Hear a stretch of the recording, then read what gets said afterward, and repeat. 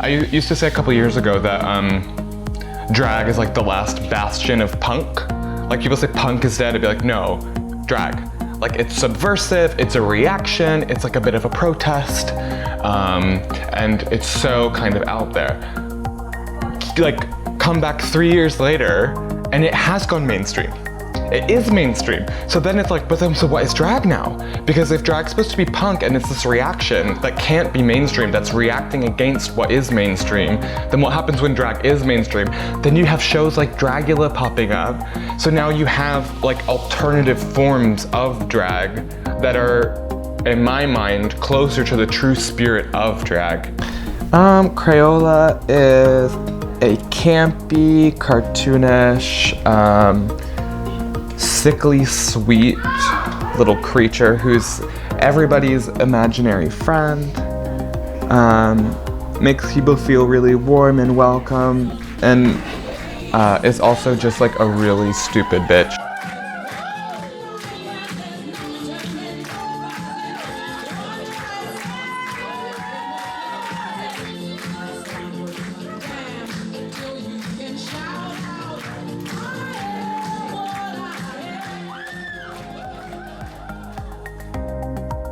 So there's like this weird circle jerk between America and Britain.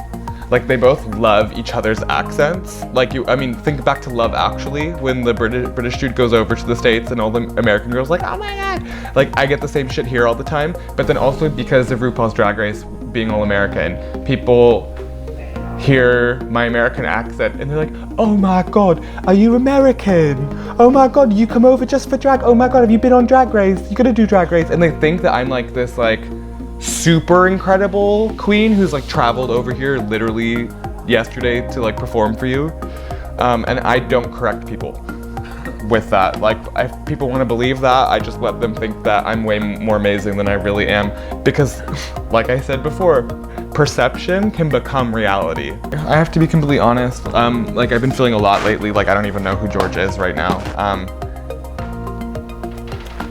It's weird because like Crayola's, like having gone full time, like Crayola's really getting all of the attention now. I mean, I've shaved my brows off, so like literally like George's brows are gone. Like there's huge parts of George's identity that's really going out the window. My whole experience of identity and genders kind of changed a bit. Because now like there's a part of me that almost feels like I spent the first 28 years of my life before Crayola was created kind of doing some kind of boy drag.